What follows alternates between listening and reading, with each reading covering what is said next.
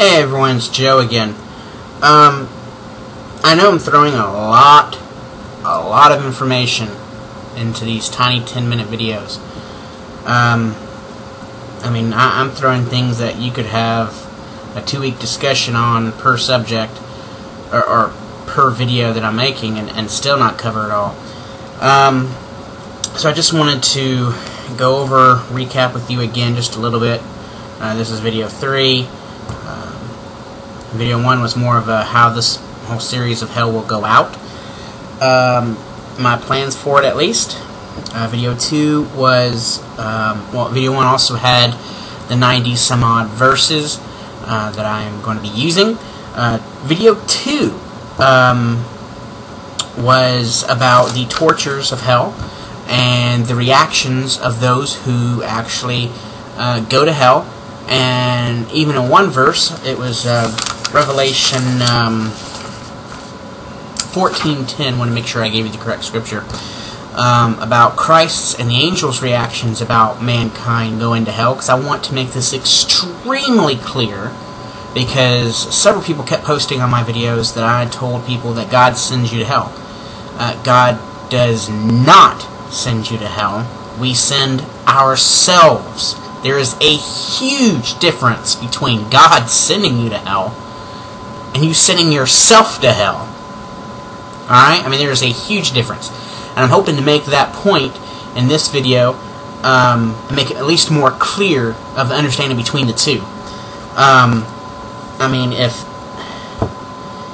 God sent us to hell, you know, that's the act of Him putting us in hell. We send ourselves to hell, meaning we ourselves do things that put us in hell. God doesn't, oh, well, I don't like you, or you were sinful, so you're going to hell. He says, I provided a way out. Why didn't you take it? You know, it's like a man drowning in the ocean, and Christ is on a boat. He throws you the raft, and it actually lands around you. You know, a floating device. And then you take it and throw it back.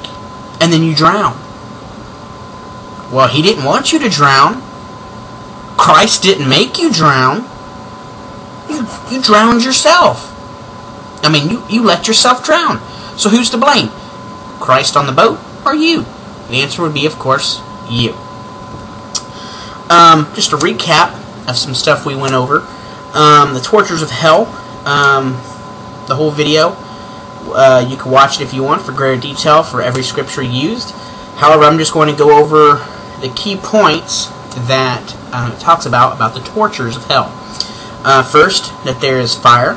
The second one that we went over and learned about is that there will be mass wailing of the multitudes of people.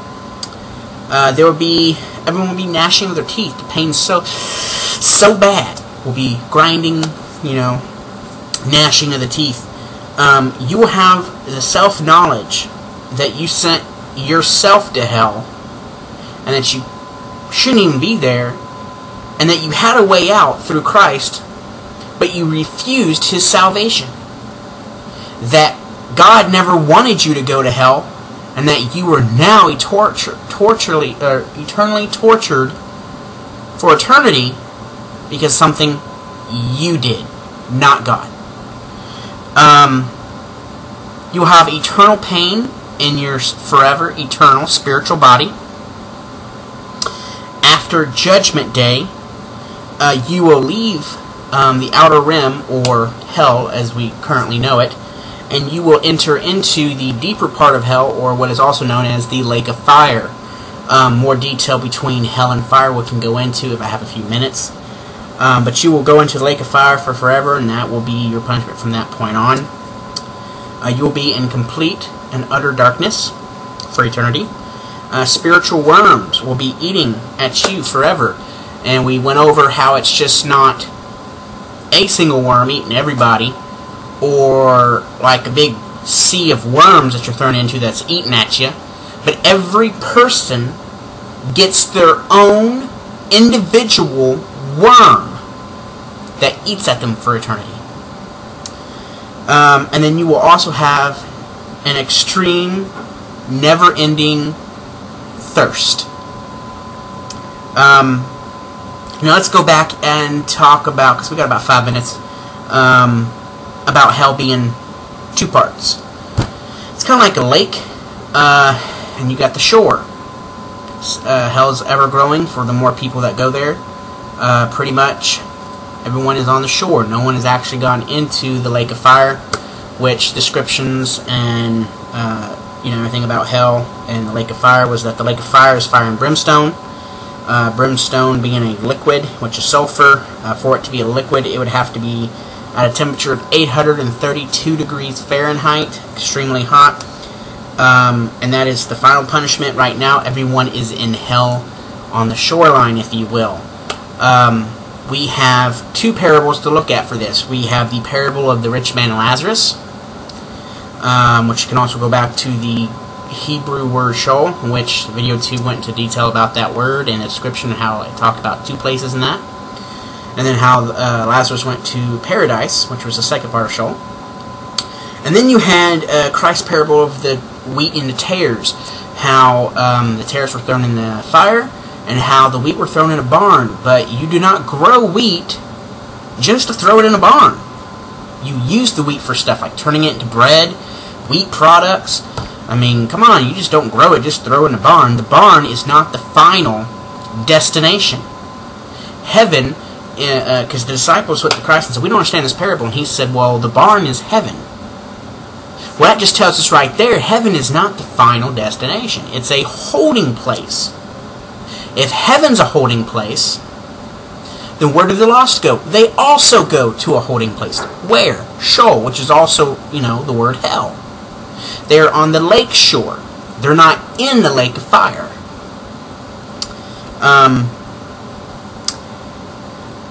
And then complete darkness. Well, I had a person ask, if you're in fire for eternity, how can you be in complete total darkness? Because fire gives light. Very good question. A long time ago, that was a question they couldn't really explain.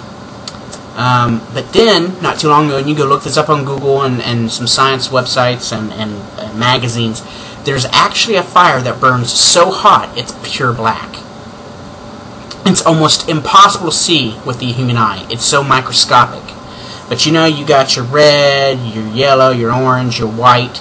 Well, inside the white, there is a black, microscopic black fire that's growing. That's how hot it is. There are some videos that actually show black fire. So go look it up, Google it up. Eternal, total darkness while consumed in fire. And then, of course, like I said, the turtle, spiritual worm. You each get your own worm. If this was a place of non-existence, if hell didn't exist itself, if it was not located somewhere, if it was not a place, why go into such great detail about everybody getting their own worm? People used to say, well, that was just a description of what it feels like when you get destroyed. Well, then that would be one worm. Everyone feels the same destruction. The poof of non-existence. But everyone gets their own worm. See, a lot of people like to say, well, God doesn't send people to hell because that would just be a monster of them. Well, like I said, God doesn't send people to hell. And you can't say, well, each person has their own individual pain, feeling, or whatever, poof of a non-existence. Because then that would God be torturing each individual person differently. And it says that He's not a respecter of people. And there'd be God torturing people as they're being non-existence. See the cycle of non-connecting knowledge there that you're trying to apply? It doesn't make sense. But it says I have about 40 minutes left, or 40 seconds left.